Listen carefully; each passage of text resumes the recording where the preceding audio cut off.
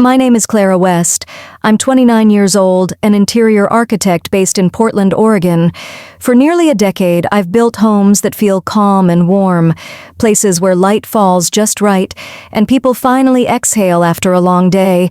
I've always believed that creating home was my gift, until the night my parents kicked me out, and I realized I'd never truly had one. It happened on a cold Sunday night. Rain pressed against the windows like fingers tapping for attention, and my father stood in the living room doorway, eyes steady, voice low. "If you won't help your brother, then you don't belong in this family." Those were his exact words. He didn't raise his voice. He didn't have to. It was the calm that hurt the most. The kind of calm that comes from someone who's already decided you're no longer his child. My mother stood behind him, still wearing her apron, her hands clutching the edges like they were keeping her from falling apart. She didn't say a word, she just looked down, and that silence stung deeper than any insult. My younger brother, Ethan, had come to me that evening, asking for $50,000 to save his business, the third one he'd started in 2 years. When I said no, my father treated it like betrayal. He called it selfishness. He called it ingratitude. He called it everything but what it really was: exhaustion. If you've ever been blamed for choosing yourself, if someone you love once made you feel guilty for saying no, tell me in the comments. Because sometimes, standing up for yourself means standing outside in the rain, wondering if love was ever unconditional at all. The door closed behind me with a dull, final sound. The porch light flickered like it couldn't decide whether to keep shining. My mother's shadow lingered in the hallway for just a moment, and then it disappeared. The taxi driver looked at me through the drizzle and asked, "You okay, miss?" I nodded, even though everything inside me said no. I've spent years designing houses where people feel safe. But that night, as I watched my parents' home vanish through the window, I realized safety was something I'd only ever built for others, never for myself. I thought I'd lost everything. But 3 days later, someone would hand me a pen and a $1 million contract for the very dream my parents once called a waste of time. I grew up in a quiet neighborhood outside Portland, maple trees, white fences, and the kind of houses that looked perfect from the street. Inside ours, though, everything revolved around one person, Ethan, my younger brother. When we were kids, he was the golden one. He played soccer, broke windows, forgot homework, and somehow it was always charming. When I brought home straight A's, my father would nod and say, "That's what's expected." When Ethan scraped by with C's, Dad would throw him a party. Mom used to call him our little dreamer. She'd say it with this soft smile, the same one she used when she used to kiss Dad goodbye before his long drives to work. I never heard her call me anything like that. For me, it was always, "Clara, can you help your brother?" Or, "Clara, don't argue with your father." By the time I turned 20, that question, "Can you help?" had become the rhythm of my life. When Dad lost money in a bad investment, I picked up a second job to help pay the mortgage. When Mom needed surgery, I used my savings for her hospital bills. And when Ethan dropped out of college, I co-signed his first loan, the one he promised he'd pay back in 6 months. He never did. I used to tell myself it was love, that families do that for each other. But love shouldn't feel like drowning quietly while everyone else learns to breathe easier. When I opened my design studio at 25, I thought things might finally change. My first year was rough, long nights, no sleep, living off cheap takeout. But when I landed my first major project, a lakeside renovation that won an award, I came home with a framed article glowing with pride. Dad didn't even read it. He just said, "That's nice, honey. But did you hear Ethan starting something new?" That night, I remember sitting on my childhood bed, looking at the wallpaper I'd once chosen, pale blue with faint gold lines, and realizing it had faded, just like every version of me they used to see. Still, I kept helping. Every time Ethan failed, I picked him up. When he overdrew his credit cards, I paid the fees. When he borrowed my car and crashed it, I sold my old jewelry to cover the repairs.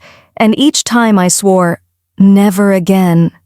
But I always came back, because I thought being needed meant being loved, until a few months before that rainy night, when the tone of my father's voice began to change. It wasn't angry anymore. It was expectant, like asking for money had become a tradition, not a request. He'd talk about family unity, but what he really meant was, Clara will fix it. Then came Ethan's big plan, a startup with his college friend, supposedly an eco-friendly home business. He said investors were ready, but he needed just one thing, a signature from me to secure a line of credit. He smiled when he said it, like he already knew I'd agree. I didn't. I told him I was done mixing family and finance. He laughed, not in anger, but disbelief, like I'd broken a sacred rule no one else knew existed. For weeks after that, Dad barely spoke to me. Mom tried to keep peace, but her version of peace was silence.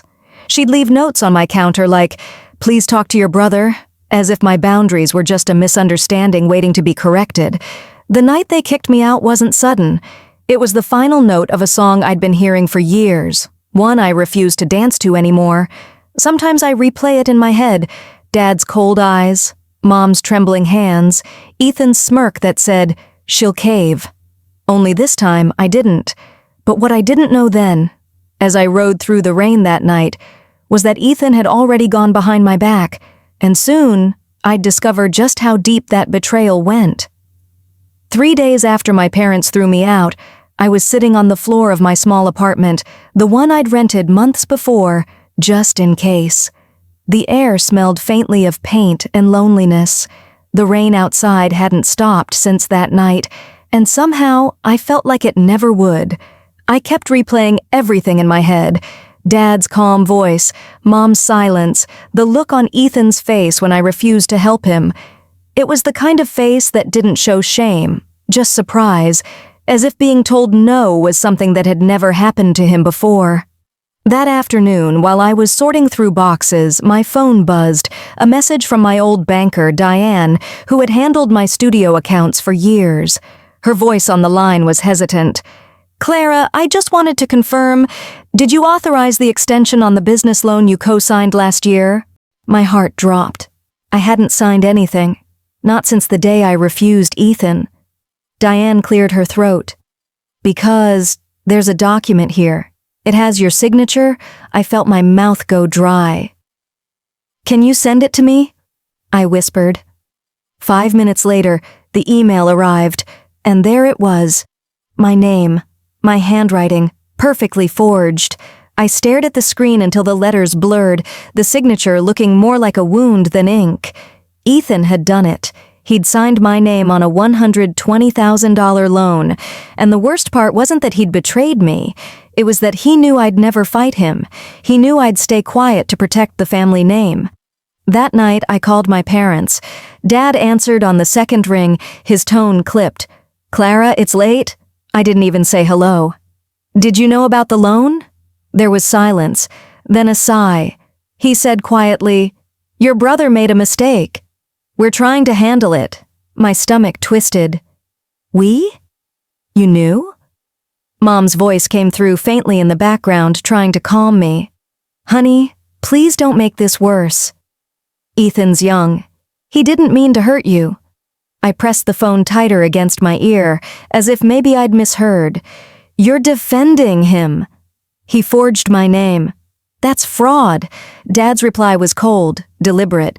"You've always had more than him, Clara. You can handle it." That's when something inside me broke, cleanly, like glass finally giving way under pressure. They hadn't just chosen him over me, they'd chosen the lie. I hung up before I could start crying. Because crying, I'd learned, didn't fix anything. It just left you with a headache and swollen eyes in the morning. I sat there for hours, the apartment dim except for the glow of my laptop. The rain outside whispered against the window, soft but relentless. It sounded like every apology I would never get. At some point, I opened my old email inbox, maybe just to feel like I still belonged somewhere. That's when I saw it. A new message, subject line reading, Opportunity, Green Haven Concept. It was from Richard Hale, a real estate developer I'd met almost a year earlier at a sustainability expo. He'd taken my card and said, "You've got vision, Miss West. Don't let the world talk you out of it." I'd thought it was just small talk. Now, he was writing, "We've been reviewing your eco-housing proposal. I think it's ahead of its time. Could you come to Seattle for a presentation this week? I believe this could be something big." For a long time, I just stared at the screen, unsure if it was real. Everything in me wanted to dismiss it, to believe good things didn't happen when you were broken. But then I remembered something my college professor once told me. Architecture isn't about walls, it's about trust. The moment you stop believing in structure, everything collapses. Maybe he hadn't been talking about buildings after all. The next morning, I packed the same suitcase I'd carried out of my parents' house. Only this time, it didn't feel like baggage.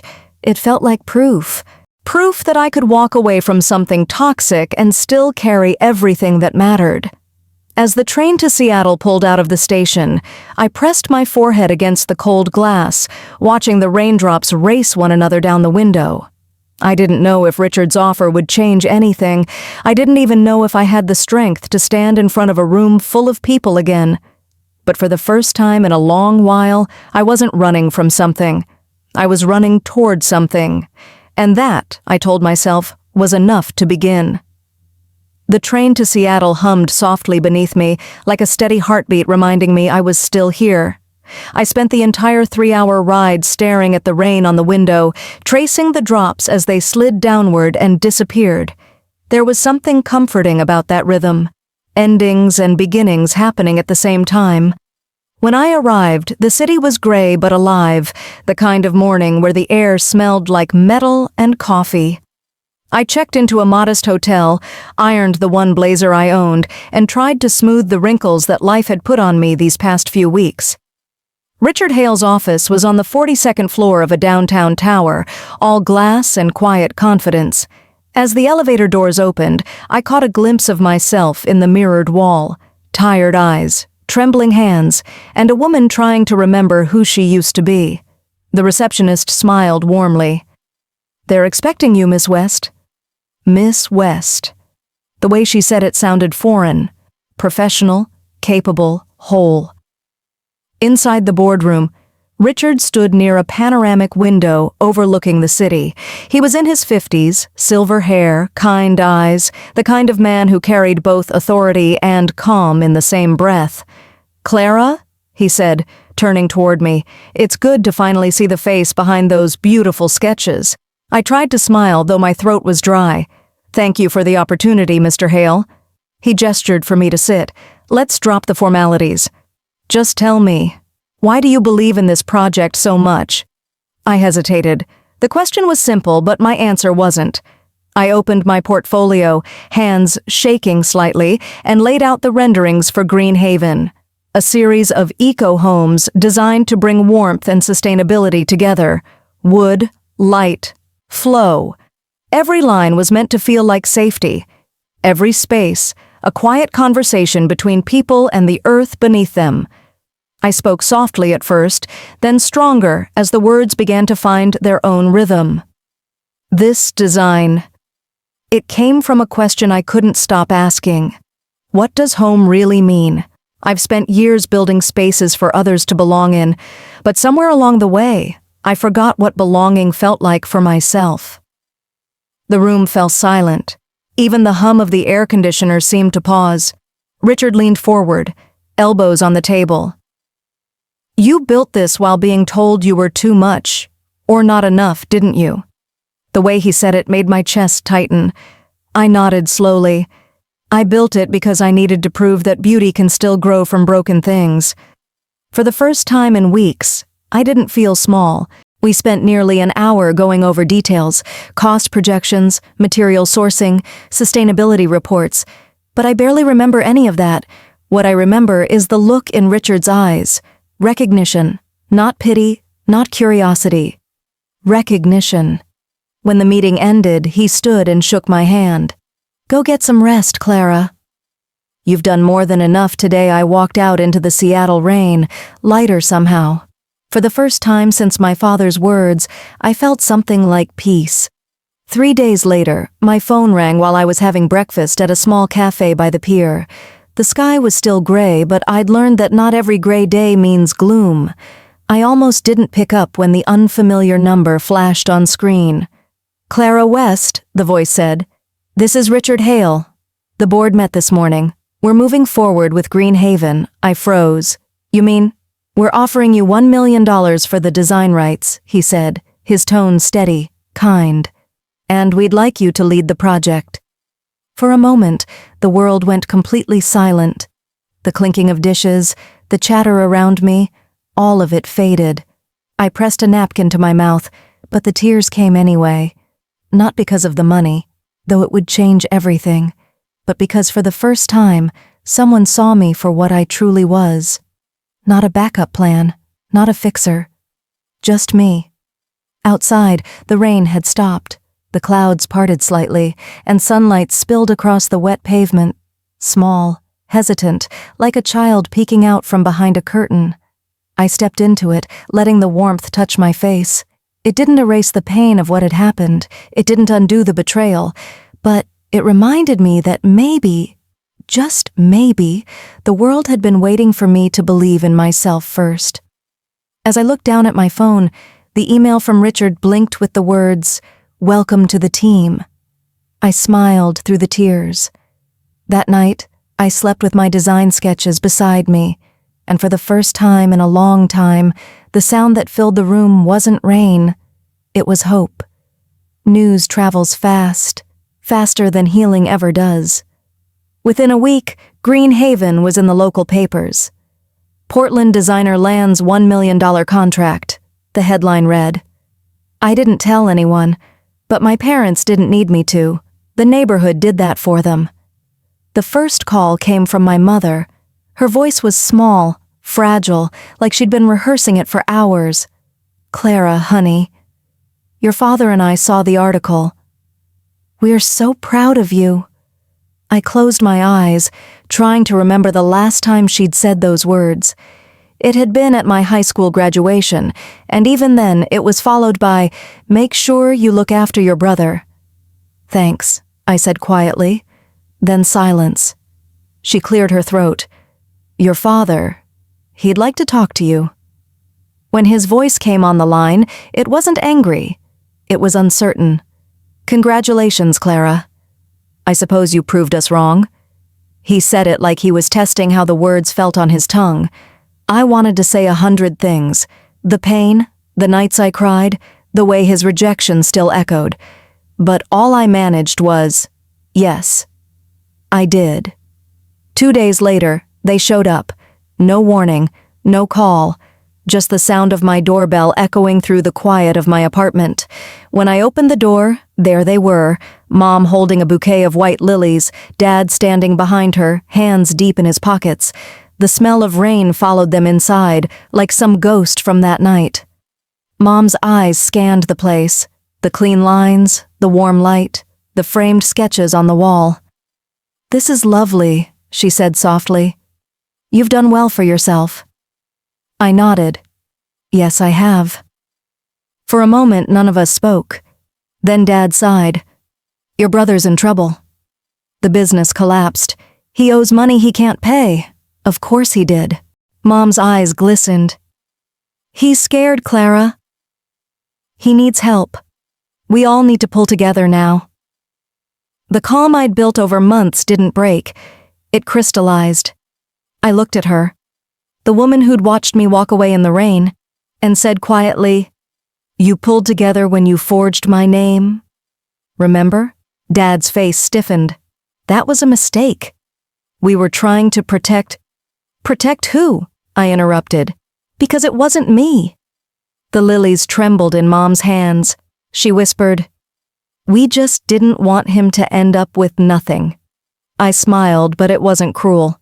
It was tired. You didn't notice, Mom. I was the one who ended up with nothing, but it turns out nothing was the best place to start. Silence stretched between us. the kind that feels heavier than shouting. Finally, Dad said, "So, you won't help him?" "I can't fix what you taught him to break." He opened his mouth to argue, then stopped. For the first time, I saw something shift in his face, not anger, but regret. Real, human regret. They left a few minutes later, the lilies still in Mom's arms, the rain falling steady again. I watched them walk to their car, two figures who had once been my world, now small and fragile under the gray sky. That night, Ethan texted me a single line. "They said you refused. You're really gonna do this to me?" I typed back, "You did it to yourself, Ethan. I just stopped carrying it." Then I turned off my phone. For years, I'd been the bridge, the one everyone walked across to get where they wanted. But bridges don't last when only one side holds the weight. As I sat by the window, the city lights shimmered against the glass, soft, golden, alive, and I realized something simple. I didn't need an apology. Their silence was one. Sometimes justice doesn't sound like victory. It sounds like peace. A year passed. The project took shape. Blueprints turned into beams, walls into warmth. Green Haven wasn't just a development. It was a dream made solid, a proof that beauty could be born from pain.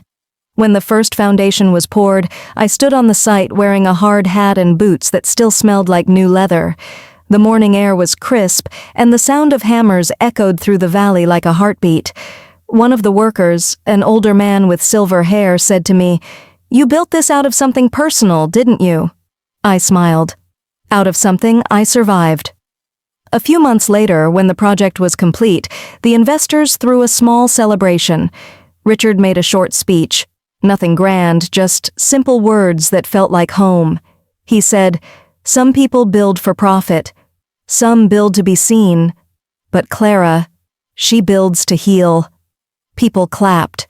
I didn't cry, but my hands trembled around the glass I was holding. Because for the first time in my life, those words, to heal, felt true. Then, one quiet evening in late autumn, I drove back to the old neighborhood. The maple trees were shedding their last leaves, painting the road gold and rust. At the end of that street stood the house I once called home. The white paint had peeled. The fence leaned slightly. Time had done what grief could not. It softened the edges. I parked across the street, sat for a long time, and watched the porch light flicker, the same way it had the night I left. The "for sale" sign was new. It took me 2 weeks to make the call. 2 months later, the house was mine. Not as a daughter seeking to return, but as a woman who finally understood that home isn't where you're accepted, it's where you accept yourself. I didn't renovate it much. I kept the porch light, the creaky steps, even the stain on the kitchen counter where Mom once spilled red wine. But I changed one thing: the purpose. The house became a community studio, a place where young designers could learn for free, where people who'd been told you're not enough could start over. On the front wall, just above the entrance, I hung a small brass plate that read, "Built from Rejection." Every week, students came, shy, hopeful, uncertain. I'd walk through the rooms with them, explaining balance and texture, but also resilience and grace. One day, a girl about 19 looked at me and said, "Did you always know you'd make it?" I smiled softly. No, I just knew I wouldn't let their words be the last thing I heard. When the last class left each evening, I'd turn off the lights one by one until only the lamp in the hallway remained. That's where it happened. The same spot where I'd once stood, suitcase in hand, rain dripping from my coat. Now, when I stand there, the floor doesn't feel cold anymore. It hums, with laughter, footsteps, new beginnings. And I think, maybe this is what forgiveness sounds like. I still talk to my parents sometimes. The conversations are careful, quiet, like stepping through an old house that creaks but still stands. They've both aged. They ask about my work, my students, the weather. And though we never say the words sorry or forgive, something in our tone says we've both learned enough to stop hurting each other. One evening, as the sun dipped low, I stood by that hallway window. The light spilled across the wooden floor, the same way it did when I was little. Except this time it wasn't the porch light flickering, it was the sunset, steady and warm. Sometimes life circles back, not to return what was lost, but to show you what you've gained by letting go. If this story touched you, if you've ever had to walk away to find peace, leave a comment below. And remember, even from rejection, something beautiful can still be built.